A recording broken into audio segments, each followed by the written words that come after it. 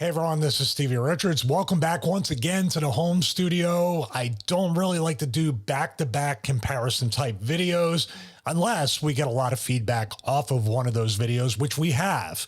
A lot of feedback for the G15 versus G20 video, both from Force USA that we put up last week at the time of this recording. And I hadn't thought about a third product. Now, we're not going to compare all three products, although please watch the 15 versus the 20, as well as the individual reviews on the 15 and 20 and this product. This is the one product, because when we did the comparison video, we were talking about two products at the time of the recording, and even at the time of this recording, they were the same price. So this one here is an interesting wild card because it is currently $500 more affordable than the 15 and the 20. This is the Force USA G12. We have a few videos up here on the YouTube channels. Links for the individual review videos on the G12 will be in the description below. But I want to take a look at this, and we also have the G15 as well. So right now, that's the price for the 15. This is the price for the G12. Now, this is going to make it really interesting, and also you might be confused between the 12, 15, and the 20, not knowing what to go for. And you might even think in some ways the Force USA G12 is more of a comparable all-in-one trainer to the 20 for one, no pun intended, one and one reason only. So let's take a look. First and foremost, let's take a look at the 15, just to kind of do a recap on the 15. So right here, you have the price on the 15, and also you have an upgrade kit. Now, keep a mental note of the upgrade kit, which includes the leg press. Just to reiterate from the G15 versus G20 video, the G15 base model for this price does not include a leg press attachment. You have to purchase the upgrade kit. Of course, you get shelving, you get a TV mount, you get jammer arms, you get a bunch of high quality attachments that are in the upgrade kit, but the leg press specifically, if I could say the word specifically, is not included with that, whereas the G20, it is included, and also the G12, the leg press is included. So you're getting the leg press included with the G12 for right now, $500 less than the 15. So let's just keep going right here. The upgrade kit will be $800 on top of the price that you're paying up here. And as we scroll down, one of the unique features, if not the most unique feature of the G15, and let's talk about the G10, which is the plate-loaded version. So when we talk about the 15, think of the 10 without the weight stacks.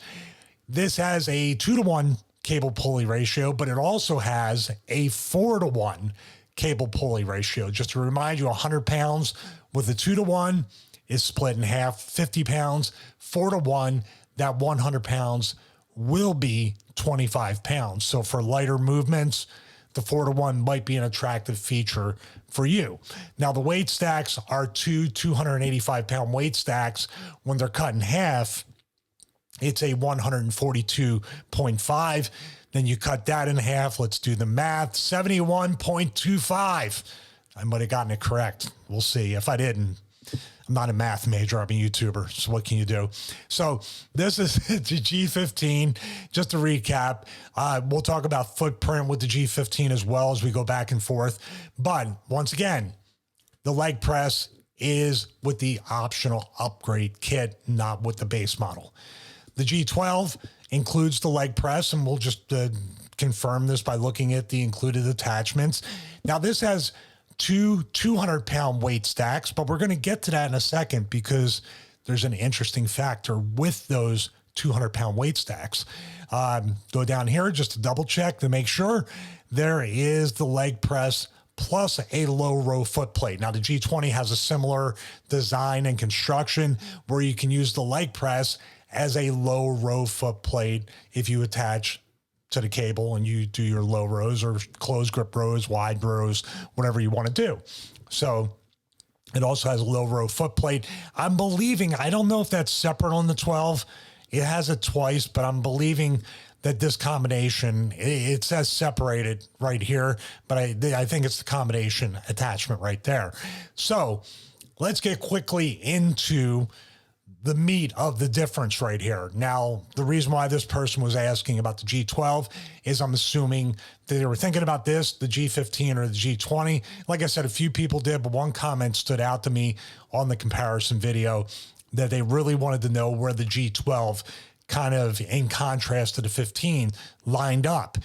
The one big difference I would say right here, and the one similarity outside of a leg press attachment with the G12 is the fact right here.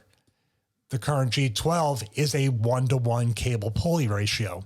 So when you're looking at the 15 down here with the weight stack, which I passed, two 280 pound, 85 pound weight stacks, 142, let's do it again, 71.25 on the 2-to-1, then the 4-to-1. On the G12, you have two 200-pound weight stacks, which are true 200-pound weight stacks, meaning if you go all the way up to 200, you are getting 200 pounds. If you go up to 150, 160, wherever the increments of the weight stacks are, you're getting a true loaded resistance on both weight stacks. So you have a true 200 pounds on each weight stack, which, by the way, someone was asking about the G9. You can work individually on these weight stacks. So here are the two stacks right here. You can work on this side while someone else is working on that side. On the G9, it's center loaded, meaning that if someone's working on the right side, it's using the entire pulley system and you have to take turns. You cannot have multiple people working out on that. Well, of course, the G20 is the kitchen sink where 3 people can be working out on that. 3 people can be doing pull-ups on the G20 at the same time. On the G12, you can be using these weight stacks individually while getting a 1-to-1 cable pulley ratio on that. So that's the big difference. Let's look, footprints, very important. The G12 right here has 79 inches wide, 49 deep, 89 inches high. Now, with this would be a good candidate for the old apartment gym because we had a G3 which had similar dimensions, especially the height of 89 inches. That was really, really important because we had lower ceilings here in this home gym, which we're not going to put a G15, G20, or any G product or any home one trainer. That's going to be in the garage. 12-foot ceilings, 27-foot by 11-foot, 4-inch dimensions. The garage gym that just back it right up on the pallet, take the hand truck or the forklift, put it right in the spot and assemble it. I'm going to pay for assembly, by the way. I'm not doing it. I don't want to assemble anything anymore. So let's go back to the G15 here. And we have 80 inches wide, 53 inches deep, and 87 inches high. Now, this is a shorter all-in-one trainer than the G12. I'm very shocked by that. I was double checking because this has a height of 87, and the G12, which in the past with other types of like the G6 I think is 2 inches higher at 91. This is considered to be a shorter and wider all-in-one trainer in that crop of all-in-one trainers. But with the addition of the 15, now we have 1 inch wider, 4 inches deeper, but also 2 inches shorter. So if you're taller and you're doing pull-ups, that could also be something where you're not going to be able to put your legs straight down and do pull-ups on that. That 2 inches could make a huge difference. So the cable stacks, the pulley ratio, that is really the pulley ratio. The footprint matters, that it's either going to fit or it's not going to fit. But I believe the number one factor that this person was asking about with the 12 and the 15 might have been the cable pulley ratios. The G12 has a pulley ratio of 1-to-1, meaning 100 pounds equals 100 pounds. And let's do the math again. 2-to-1 and 4-to-1 on 285 on the G15, 142.5, and then let's get it right, 71.25. So that's very interesting to me because you're talking about saving at the time of this recording $500, which you can get an FID bench or even a commercial FID bench that we have. There's your price difference right there where you're still $50 under, or if you want to get plates, or if the 1-to-1 ratio is going to save you from having to use free weights or anything where you're just going to use the cable stacks, you're going to get a pretty heavy workout on this. Of course, the leg press attachment's included, so you're probably going to want some plates if you don't have them already, but you're already $500 ahead of the 15. Now, if you want the new cable system with the 4-to-1 to 2-to-1 ratios included, the weight stack, you're going to sacrifice a little bit with that. So it might be the deal breaker, no matter how new the technology is. The deal breaker might be the cable pulley ratio, or even the fact that you're essentially, in a way, getting more for your money for less money with this, and you can invest in the plates, the bench, and other things. I would be, that's tough. That throws an X factor into this for me, because I'm still in the purchasing or research phase to purchase an all-in-one trainer for the garage gym. Right now, I don't want to assemble a G20. I was leaning towards the 15. And this is what happens when you do your research, and why we do videos like this, because you start to look at all the factors that are here and you say, okay, I'm saving $500. I'm getting the 1-to-1 cable pulley ratio. How important is that to you? That's really the question. You let me know in the comments, because this is very interesting. Instead of narrowing it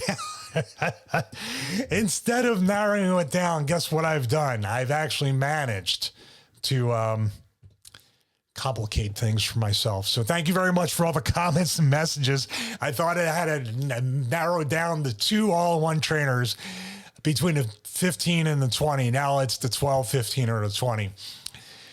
I guess it's a good problem to have. I feel very blessed that I can even be in the price range to afford any of the 3 right here. But these are so close to each other. It's technically almost like, do we do a 3 product comparison, because now they're all kind of lined up with each other. It's very, very interesting. And that upgrade kit, as tempting as it is, how much am I going to, you got to think to yourself, how much am I really going to use the jammer arms? Are they really the attachment that I need? And am I willing to pay $800 to get that TV? The TV mount's cool. I'll probably get that for sure, no matter what, because it saves space and I don't have to nail anything up to the wall in the garage. So that's one thing I actually do want the TV mount capability within the all-in-one trainer. The 12, the 15, and the 20 offer that. So what am I looking at right there? Also, the shelving with the 15 is a very good upgrade. So it makes it really tough. Is it a buy once, cry once? Is it a almost buy, like buy once and then buy again and cry again later with the upgrade kit? You let me know in the comments. The 12 is a very interesting proposition, and it's making me rethink, especially for that price point, where I'm going to go. So that's an interesting question, which hopefully I've answered it for you. I think I've raised a few more questions and doubts for myself as it comes to between now 3 products that I'm looking at for the all-in-one trainers. But let me know what you think. Like I said in the comments. Subscribe to the YouTube channel, click the bell to get notified, go to StevieRichardsFitness.com, see the recommended brands that we have. The affiliate links for those recommended brands are in the description below. And as always, we really do appreciate you kind of with these more organic videos. We still have to do, by the way, the Tempo Studio video is coming soon. That full review, what a cool piece of technology as I knock over this technology. It's back here in the home gym. Can't wait to bring you that full review. Might even bring that in phases, but we also have an affiliate for the Tempo Studio. That will be in the link in the description below as well. Most importantly, thank you guys so much. God bless each and every one of you. Have a great day.